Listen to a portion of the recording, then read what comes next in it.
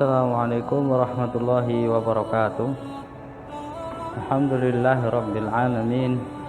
Wabihi nasta'in ala umuri dunya waddin. Salatu wassalamu ala asyrafil anbiya wal mursalin wa ala alihi wa sahbihi ajma'in, amma ba'du. Pada kesempatan yang berbahagia ini kita akan mempelajari bab tentang ajaran Islam dalam menjaga kelestarian lingkungan. Bagaimana Islam menjaga kelestarian lingkungan sudah dibahas dalam Quran surat Ar-Rum ayat 41 sampai 42. Dikatakan di sana, zaharul fasadu fil barri wal bahri bima kasabat aydin nas liyudhiqahum ba'dalladzi 'amilu la'allahum yarji'un. Qul siru fil ardi fanzuru kaifa kana 'aqibatul ladzina min qablu kana aktsaruhum musyrikin. Artinya, telah nampak kerusakan di darat dan di laut.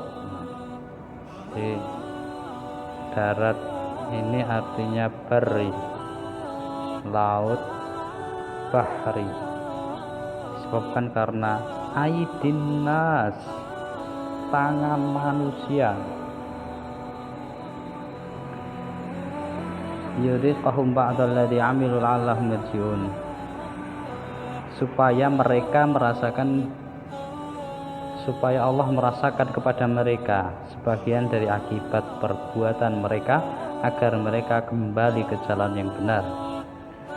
Katakanlah, adakanlah perjalanan di muka bumi dan perhatikanlah bagaimana kesudahan orang-orang yang terdahulu. Kebanyakan dari mereka itu adalah orang-orang yang mempersekutukan Allah Subhanahu wa ta'ala. Ayat tentang kerusakan bumi. Tangan manusia ini membuat rusak di darat, bahkan di laut, membuat rusak alam manusia. Terkadang terjadi banjir, terkadang terjadi angin. Maka ini disebabkan apa? Tangan manusia itu sendiri.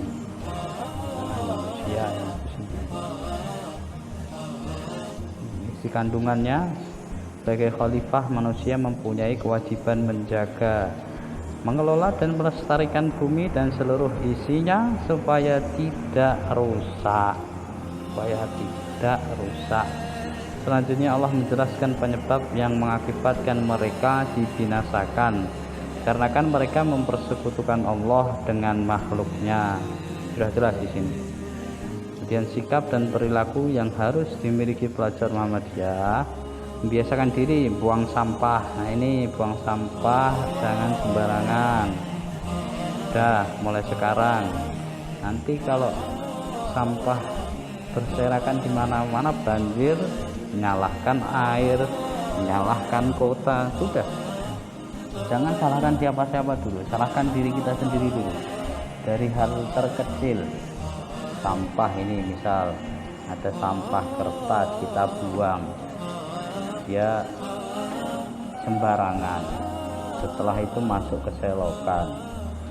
Setelah masuk ke selokan, menyumbat sungai. Setelah menyumbat sungai, apa jadinya terakhir? Banjir. Sudah banjir semuanya. Jadi tidak boleh dari sampah ini, dari hal kecil kita harus perhatikan di sampah kita. Biasakan mulai dari sekarang kita membawa sampah yang kita miliki, menggunakan listrik sepenuhnya. Sama juga membiasakan diri dan keluarga menghemat pemakaian air. Nanti kalau air sudah susah, baru kita susah mencari air. Mengurangi polusi udara dengan memperbanyak pemakaian sepeda. Ini bagus juga bagi yang ingin bersepeda. Ini bersepeda ini menjadi hal yang positif. Bersepeda. Bacaan tajwid Quran surat Rum. Insyaallah waktunya ini tidak lama. Zoharo tafkhim, ro dibaca tebal, ro berharokat fathah. Al fasadu alif lam. Ini alif lam, al dibaca jelas, karena izhar qamariyah. Izhar qamariyah itu banyak sekali contohnya. Al-bahru, tohnya itu izhar qamariyah juga. Al-fasadu, al-qalamu, semua yang pakai al itu qamariyah, izhar qamariyah. Wal bahri, tertik ro di pada tipis karena ro berharokat kasroh. Bahri, bahri. Bima atau pi campang atau pi dua harokat. Jadi kohum ba, hum ba. Ikhfa syafawi karena mim mati bertemu dengan ba. Cara membacanya samar. Humba, humba. Fangzuru, nun sukun bertemu dengan zo. Fazuru, seperti itu. Aslinya fan zuru tetapi menjadi fazuru, bersiap-siap ke huruf zo. Samar dan mendengung caranya. Hummu, mim sukun bertemu dengan mim hidup, yaitu idgham mimi. Oke, insyaallah mudah ini. Al-A'raf 56 yang artinya, dan janganlah kamu membuat kerusakan di muka bumi. Membuat tidak boleh berbuat rusak. Sesudah Allah memperbaikinya, dan berdoalah kepadanya dengan rasa takut tidak akan diterima dan harapan akan dikabulkan. Sesungguhnya rahmat Allah amat dekat kepada orang-orang yang berbuat baik, dan dialah yang meniupkan angin sebagai pembawa berita gembira sebelum kedatangan rahmatnya atau hujan, hingga apabila angin itu telah membawa awan mendung, kami halau ke suatu daerah yang tandus, lalu kami turunkan hujan di daerah itu. Maka kami keluarkan dengan sebab hujan itu berbagai macam buah-buahan. Sebab itulah kami membangkitkan orang-orang yang telah mati. Mudah-mudahan kamu mengambil pelajaran. Dan tanah yang baik, tanamannya tumbuh subur dengan izin Allah Subhanahu wa taala. Dan tanah yang tidak subur, tanamannya hanya tumbuh merana. Demikian kami mengulangi tanda-tanda kebesaran kami bagi orang-orang yang bersyukur. Bagi orang-orang yang bersyukur. Isi kandungan pertama, Allah melarang umatnya untuk berbuat kerusakan di muka bumi. Tidak boleh berbuat kerusakan. Arabnya la tufsidu fil ardi, ini kalimatnya, membuat kerusakan. Karena Allah telah menciptakan alam ini dengan penuh keteraturan agar manusia mendapatkan kemudahan dalam menjalani kehidupan. Allah Subhanahu wa taala juga menghendaki manusia dapat merasakan kehidupan yang sejahtera lahir dan batin. Jadi hidup yang sejahtera dunia dan akhirat. Kemudian dengan bekal akan yang Allah berikan kepadanya untuk kemaslahatan peradaban. Dengan bekal akal maksudnya ini. Dan manusia diharapkan dapat berbuat kebaikan sehingga dapat berguna bagi sesama dengan saling menjunjung tinggi asar ta'awun atau saling tolong menolong. Berbuat baik. Jadi dilarang membuat kerusakan. Kemudian Allah menghendaki manusia itu dapat merasakan kehidupan yang makmur secara lahir dan batin. Dan manusia diharapkan dapat berbuat baik atau berbuat ihsan. Sikap yang harus dimiliki dalam ayat ini, tidak banyak mengeluh saat hujan. Nah ini siapa ini yang sering mengeluh? Ada enggak kira-kira yang sering mengeluh? Nah ini tidak boleh banyak mengeluh kita ketika hujan. Wah hujan lagi, dikit-dikit mati. wah hujan mati, hujan mati. Kemudian mau habis hujan motor bensinnya habis, aduh bensinnya habis, mati lagi. Sampai rumah dimarahin sama orang tua, mati lagi lah. Orang seperti itu sehari bisa mati berapa kali? Jangan mengeluh, jangan sedikit-sedikit mati, jangan, harus hidup, berani hidup, tidak takut mati, jangan hidup, takut hidup, mati saja. Ini rumus ini, berani hidup, tidak takut mati, jangan hidup, karena resikonya orang hidup itu mati. Takut hidup, sudah mati saja.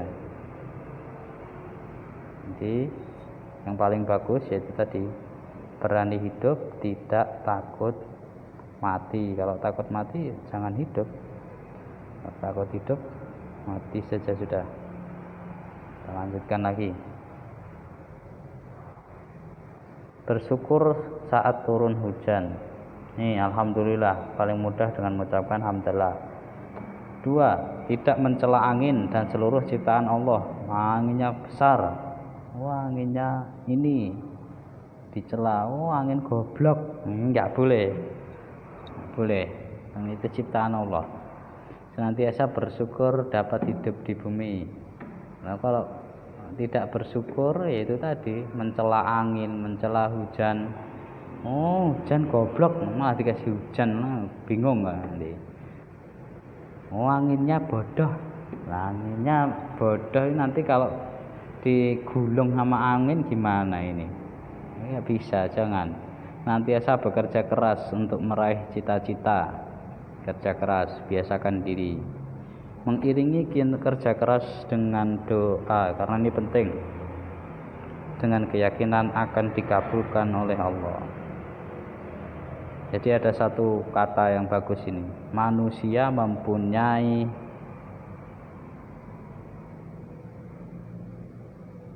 rencana, sedangkan Allah Subhanahu wa taala mempunyai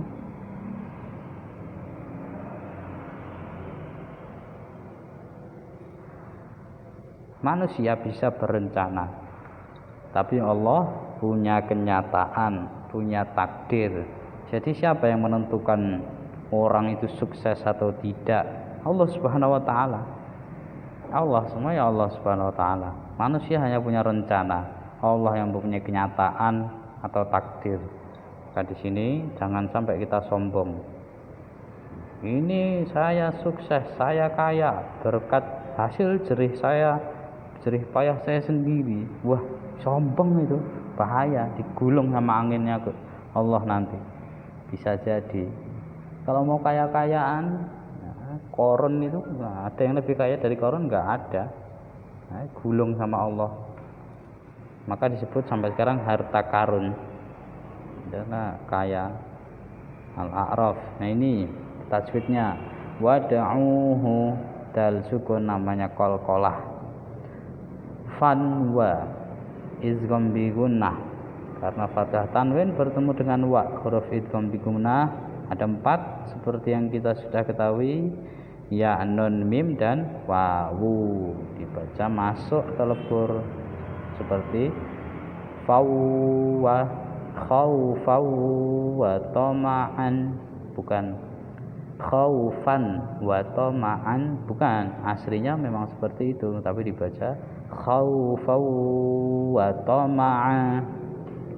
Lanjut, romba iklab, basyiromba. Nah ini fathah tanwin bertemu ba, baca iklab, romba, bukan ronba, bukan romba, ya itu iklab. Basiqala ikhfa, sahaba thiqalan, bukan sahaban thiqalan, bukan. Kemudian al-ma'a, panjang 5 harokat wajib karena merupakan wajib muttasil. Apabila ada mad tabi'i bertemu dengan hamzah di dalam satu kata, mad wajib muttasil. Mad arid disukun gampang, mad tabi'i di akhir kata dibaca 2 harokat, yashkurun. 4 harokat juga boleh, yashkurun itu 4. 6 boleh juga, yashkurun 6 boleh juga. Al-Baqarah 29 juga dikatakan tentang lingkungan. Huwallazi, dia Allah, khalaqalakum, menjadikan untuk kalian ma fil ardi jami'an, fil ardi, segala apa yang di bumi, segala apa yang di bumi. Tsumma stawa ila sama, lalu tsumma stawa ila sama fasawwahunna sab'a samawat wa huwa bikulli syai'in alim. Dan dia berkehendak menciptakan langit, lalu dijadikannya 7 langit, dan dia mengetahui segala sesuatu.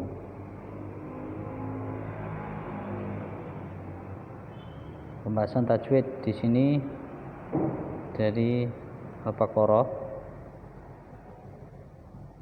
29. Lakum ma, mad wajib muttasil.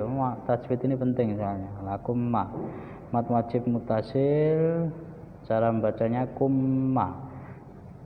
Kemudian jami'an, thumma, ikhfa hakiki samar mendekung karena fathah tanwin bertemu dengan sukun. Caranya sekali lagi,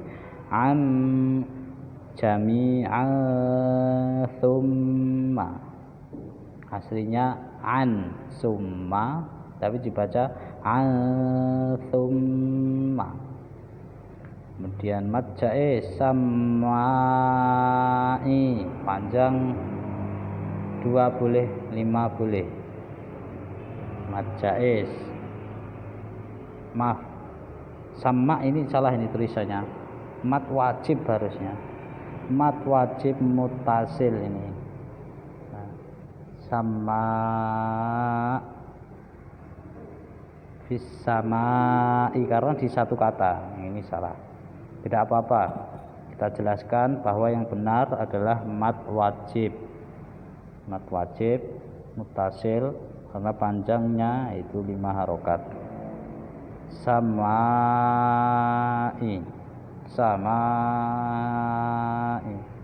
5 harokat. Syai'in a ini kasrah tanwin bertemu dengan ain, alif ha kha ain ghain ha, huruf apa? Alif ha kha ain ghain ha itu izhar, juga salah ini. Ini salah, ini salah ketik ya, salah ketik mungkin. Syai'in a ini izhar, ada izhar, jadi silahkan dibetulkan di PowerPoint yang sudah mendownload PowerPoint-nya. Syai'in a ini izhar, izhar hakiki, izhar hakiki, jelas cara membacanya. Alim, betul, mad arid li sukun karena ada mad tabi'i di akhir kata. Isi kandungan Al-Baqarah 29 tentang lingkungan tadi. Pertama, Allah menggambarkan kepada manusia bahwa dialah yang menciptakan segala sesuatu yang terdapat di bumi untuk dimanfaatkan oleh manusia, dan semua yang ada di bumi hukum asalnya adalah mubah kecuali yang diharamkan. Sudah jelas insyaallah. Kedua, setelah diciptakan bumi, Allah ciptakan langit untuk melengkapi keteraturan alam semesta, karena langit sebagai atap bumi. Hal itu tidak lain untuk memberikan kenyamanan manusia dalam menjalankan misi kehidupan sebagai khalifah. Sudah jelas insyaallah. Terkait Mamin muslimin, tidaklah seorang muslim yaghrisu warsan, menanam tanaman, au yazra'u zar'an, kemudian tanaman itu dimakan oleh burung, fayakulu minhu tayr, kemudian tanaman itu dimakan burung, manusia atau hewan, kecuali baginya dengan tanaman itu adalah sedekah.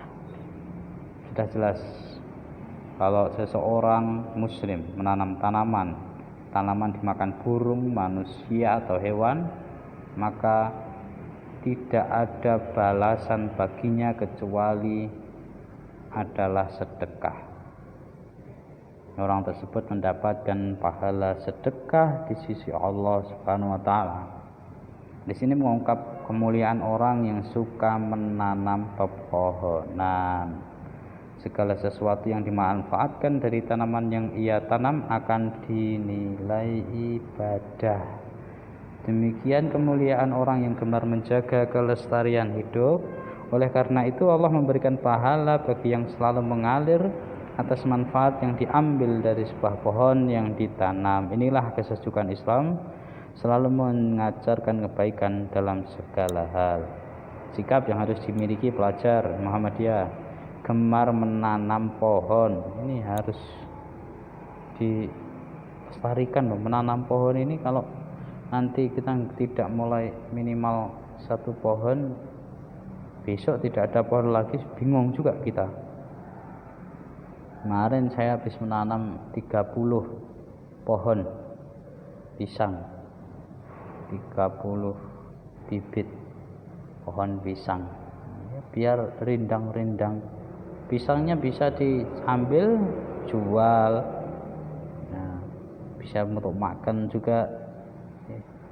Gemar menanam pohon, gemar menanam buah-buahan agar dimanfaatkan. Nah, ini sudah sama saja, pohon dan buah-buahan agar dimanfaatkan. Tidak melakukan penebangan pohon secara liar, tidak boleh. Penebangan pohon ini jangan sampai, nanti kalau banjir baru pada bingung. Kemudian hadis lagi, man ahya, barang siapa yang menghidupkan ardon, tanah yang mati, maitatan, ardon maitatan, tanah yang mati, fahiyalahu, maka ia menjadi miliknya. Hidup menghidupi tanah yang sedang mati, ini dianjurkan juga. Si kandungan hadis berbicara mengenai keutamaan menghidupkan dan menghijaukan kembali lahan yang sudah mati. Lahan yang mati adalah tidak ada pemiliknya. Islam merupakan agama yang peduli pelestarian lingkungan hidup. Oleh karenanya Islam memberikan apresiasi kepada orang yang mau menghidupkan kembali bumi yang gersang dan tidak dimanfaatkan. Tapi di Indonesia ini tidak, maksudnya tidak bisa serta-merta seperti itu. Ada hak